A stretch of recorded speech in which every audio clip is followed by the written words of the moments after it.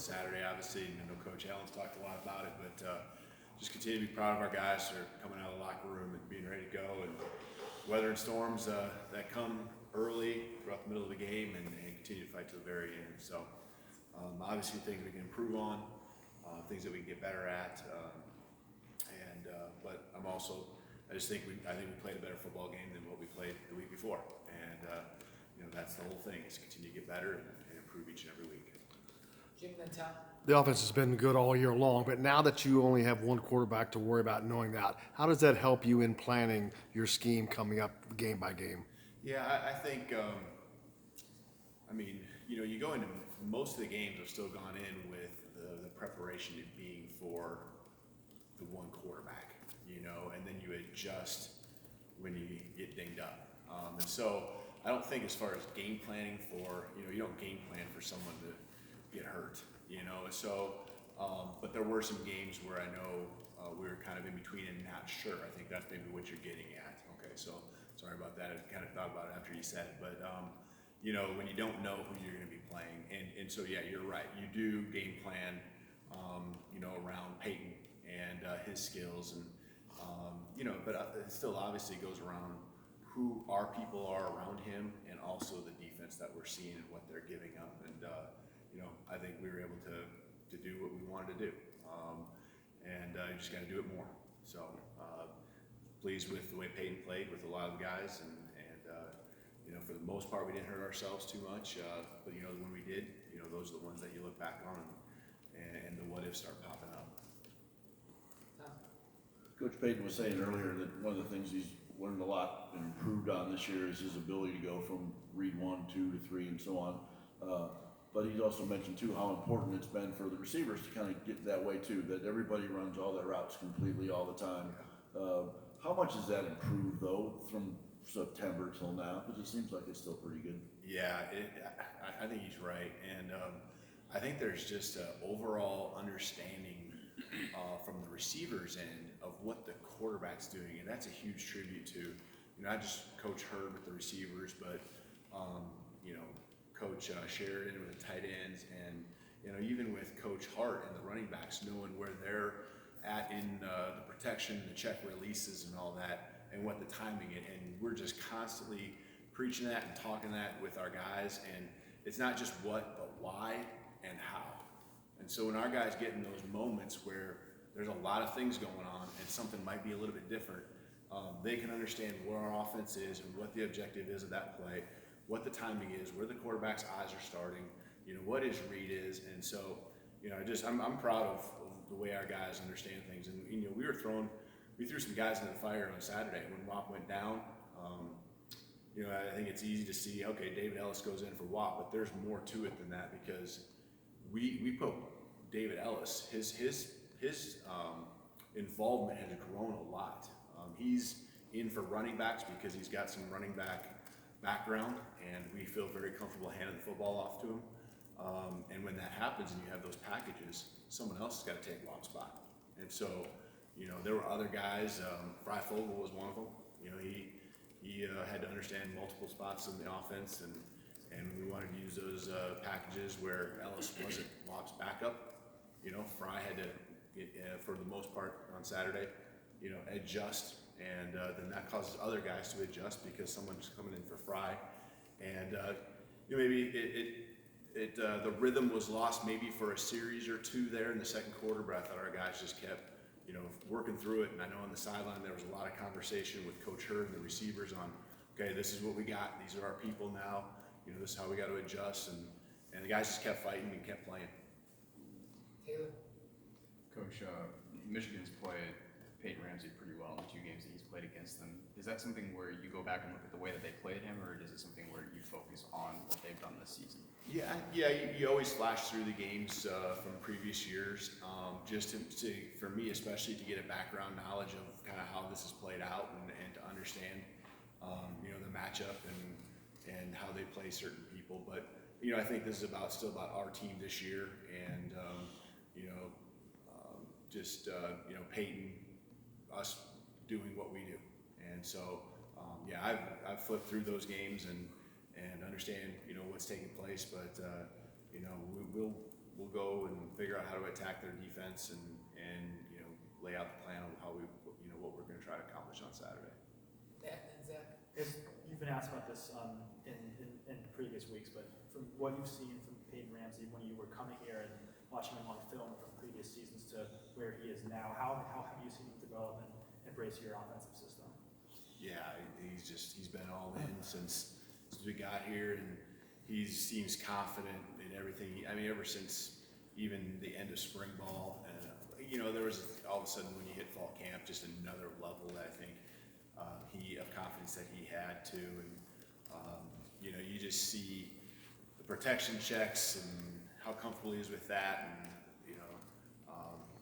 they did a lot of looking to the sideline on their defense when we were checking things, and so Peyton sometimes was checking a check that I made, and so he just had full control of it, and I felt very comfortable all week long telling him, when you see something, it's all yours, and giving him full control to get us in, and just knowing the situations, and he's able to do that because he's played so many snaps as a quarterback, at this level.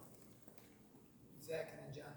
Are there things about him that, you've been with him for almost a year now, and I'm sure he's grown in different ways within the offense, but are there things about his performances this season specifically that have surprised you, that maybe you thought he found a different level, or, just sort of a different level of performance than maybe what you thought he was capable of? Because we've had, multiple meetings with coaches, and I understand the level of preparation he puts in, it doesn't surprise me after day one or day two or first couple practices of spring ball to see what his ability was. Tuesday, here's a great example. Tuesday, we walk in, so we could go tomorrow. We walk in and we're talking about certain looks, and he jumps right to the question. He goes, "Hey, against this front with this blitz, how you want me to check the protection?" And this is way down the line. This is like third down.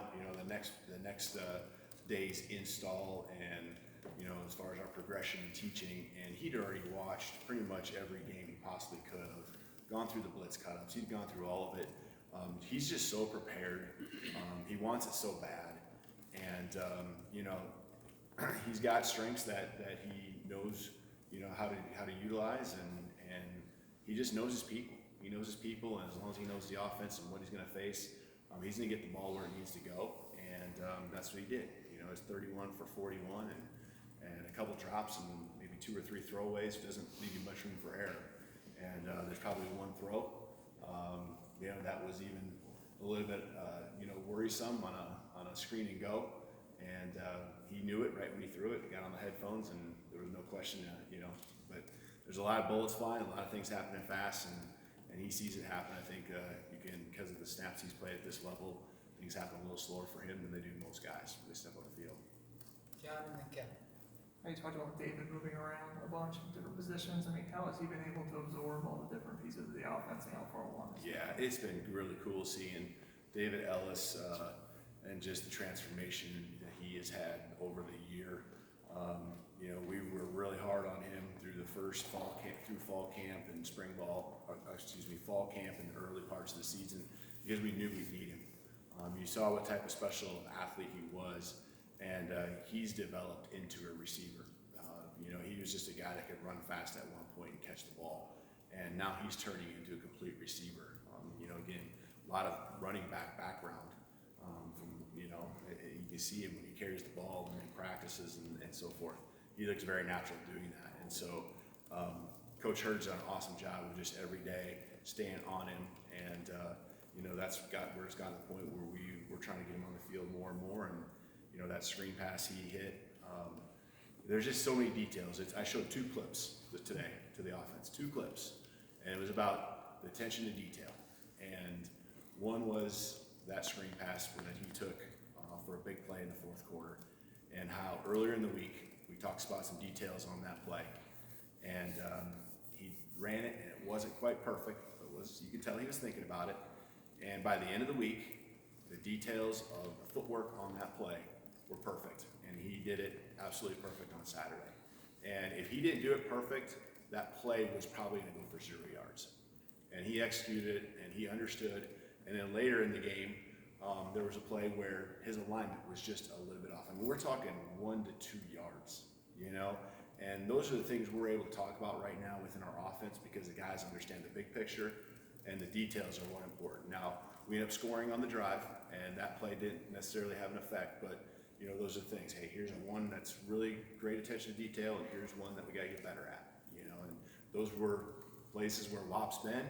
David hasn't gotten a lot of reps, and you know, we walked through those today and cleaned them up, and I'm very confident that you know, David, as well as many other guys, you know, pay attention to things and make it even better next Saturday. Kevin Messman. Yeah, I know Don Brown is one of the brighter defensive minds in the Big Ten. Just the challenge Yeah. of facing them and what you've seen from them schematically and how they're playing defense now. Yeah. It's compared to their early in the season. Yeah, they're really good on defense, and they're good personnel. And obviously, like you said, Coach Brown, with what he's doing with his group, you know, he's having a lot of fun with them. You can tell he's letting them play. But the thing that's been really impressive, I think, is how disciplined they are with what they do, and they come at you a lot of different ways. They're going to keep you off balanced. You know, up front, there's just a lot of things happening, and you know, it's really impressive. You know, you can tell there's a lot of experience that's going into the plans that he puts out there on the football field each and every Saturday. So certainly a challenge on our end to schematically be sound and put our guys in good positions and be able to attack the things that are, you know, they're attacking in the way they play. So, but you know, we take it one day at a time. We take it one rep at a time, and you know, our slogan, our thing that we talk about in the offense is we're going to respect the people we're going to play each and every week, but we're also going to believe in who we are. And you know, it's always, you know, we knew that against Penn State that we were facing a very good defense up front. You know, some really good football players that were going to cause some problems, and we had to react fast in a lot of ways, and that's going to be the same case this week, and probably another level as far as the discipline within what they do. So we certainly know we got our hands full, but we're also going to go to work tomorrow. I know our guys are going to bring some energy. We're going to be believing in who we are and trust the process that Tuesday we're going to take care of business. Wednesday we're going to do the situational work. Thursday as well. Clean it up on Friday, and the work's never done until kickoff on Saturday. So I'm excited about another challenge. All right, thanks, Kevin. You bet. Thank you.